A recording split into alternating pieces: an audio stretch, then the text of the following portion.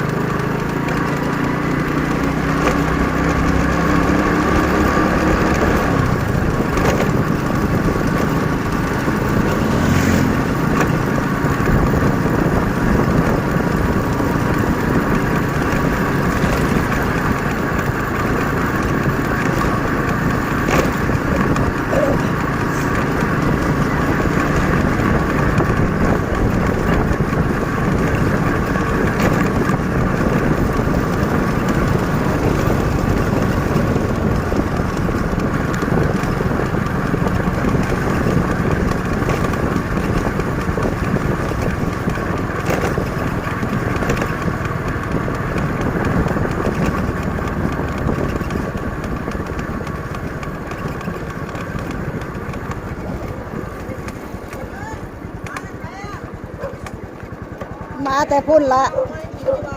ฮะว้ายมาหอดเพื่อนยังสิให้ห่ออยู่ผู้หนึ่งละทาอยู่เทิงพุ่นโอ้ย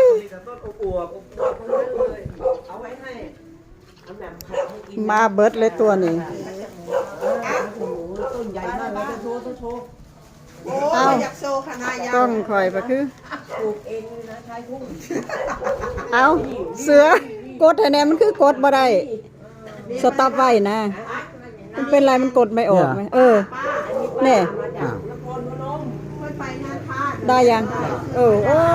ไม่ได้เด้เสือมันเป็นอะไรไม่รู้มันค้างได้นี่ไอ้นั่นไอ้กะละเมกะละเมกินได้เลยของฝากอ๋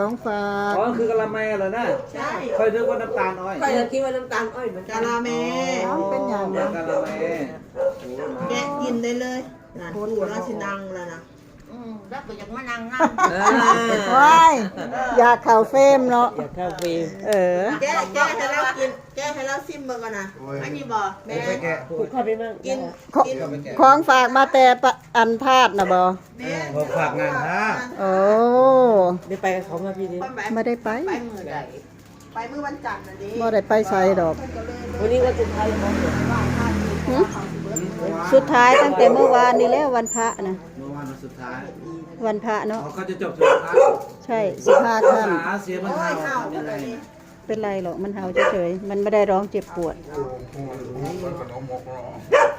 บ้าธรรมดาละหมามเห็นคนมันก็เห่าเลย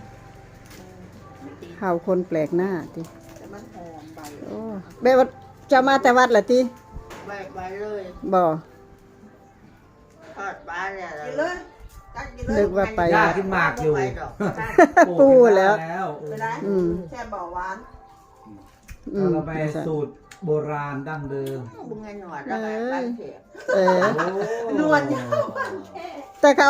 เก่าแล้วคือโกนค่ะมีดโกนบ่มีบ่เนี่ยบ่บอกนางแม่มซื้อมาให้ใบมีดบรรทุมาให้ก็ซื้อมาให้ล่ะตัดเดียวกับเพ่เอา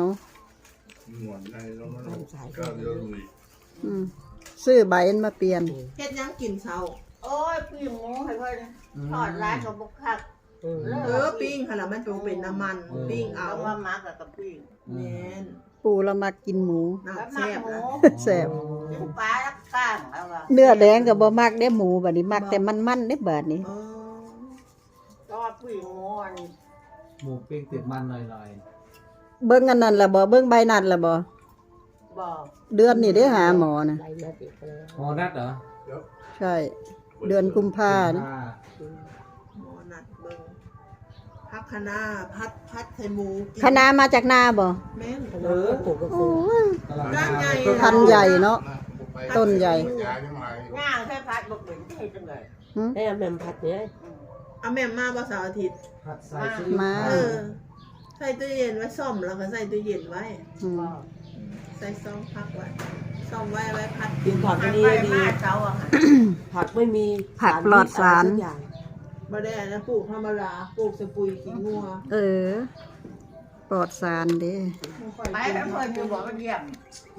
ย่าอาชีคือเมื่อบ้านดนแท้ เด้ไป เขาไปหาหมอ ไปวันจันทร์ย่าที่ก็เลยไปตรวจสุขภาพมานีหมอพันว่ารับใส่บดีไปส่องกล้อง อืม ไปส่องกล้องก็ยังบ่ทันได้ไปดอกทำใจอยู่เป็นว่า เอา ย่าน อืม นั่นเด้ถามอสมไทยผ่าน บ่ หันเป็นนะเลิศส่องกล้องค่ะ ย่านหมอบอกโรคเลยย่านเลยบ่ อยากเจอหรือเปล่า สงสัยทำใจก่อน เดี๋ยวยังบ่ทันได้ไปดอกเป็นว่า จังสี่แหละถ้าใดไปหาหมอเลย ขั้นจมก็เป็น ดุบาดนี้ ว้ายพักคณะคันส่งนายจักก็ว่าไป เออ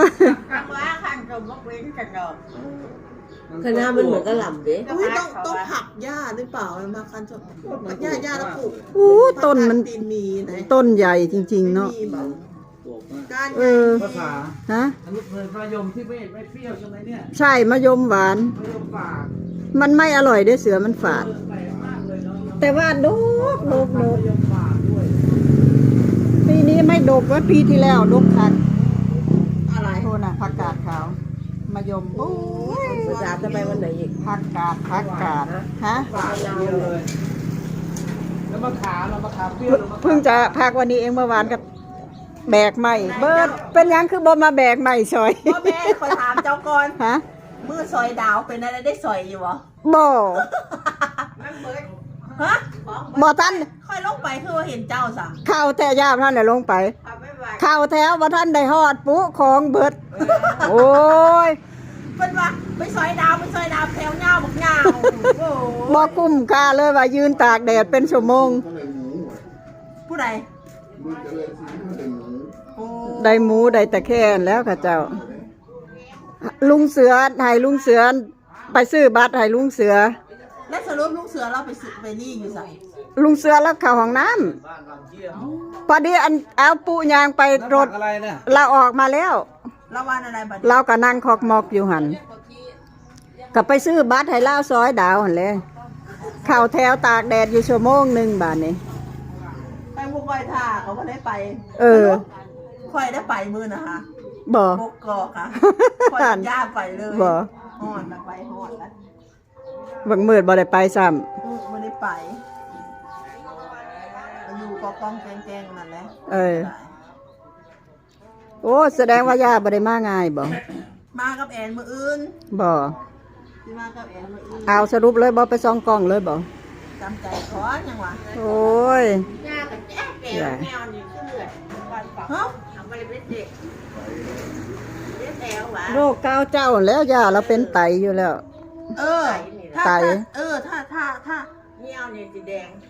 ถ้าแมนเป็นเกี่ยวกับไต จะเป็นโรคไต แมน ต้องมาหันหลังแต่มันขึ้นเลย เอ้าคือบ่กินยาครับ เจ็บแล้ว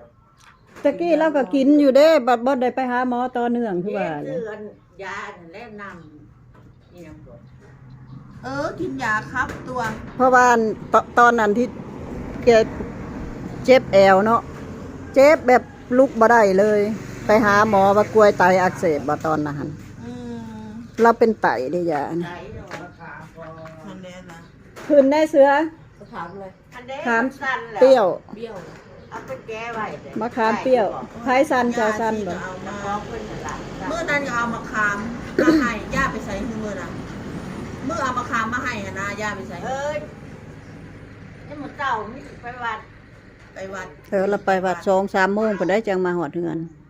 เมื่อน่ะเอามาคามมาให้ปู่แล้วก็แกกินมากับญาติจากส่งนักเรียน อืม มะขามอัน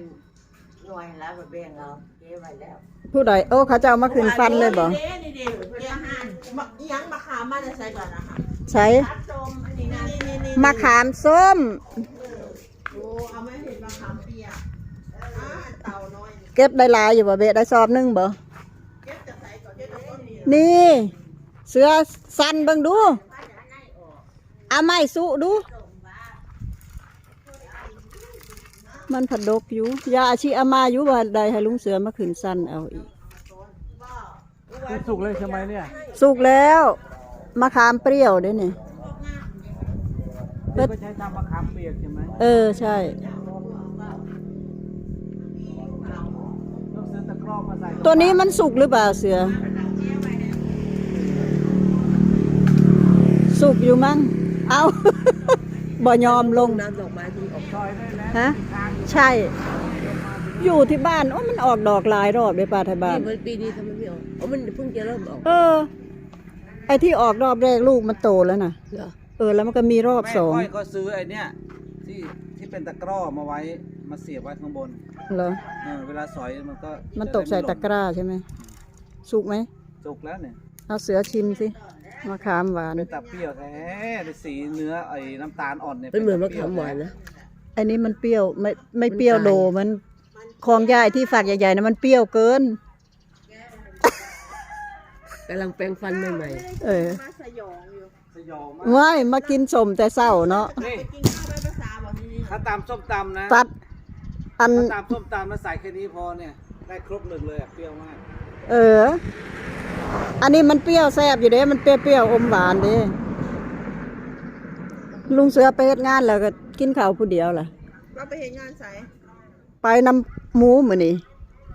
เมื่อวานพากันแบกไม้อยู่ค่าขึ้นรถเกือบตายเมื่อย ไปกินของ แดด แดดแท้ ๆจริงเหรอ ทำท่า ลาบหมูลาบปลาลาบไก่ไว้รอ โอ้อยู่หน้าน่ะบ่ มาภาษา โอ้ ตำแจ่ว ตำแจ่วปลาร้า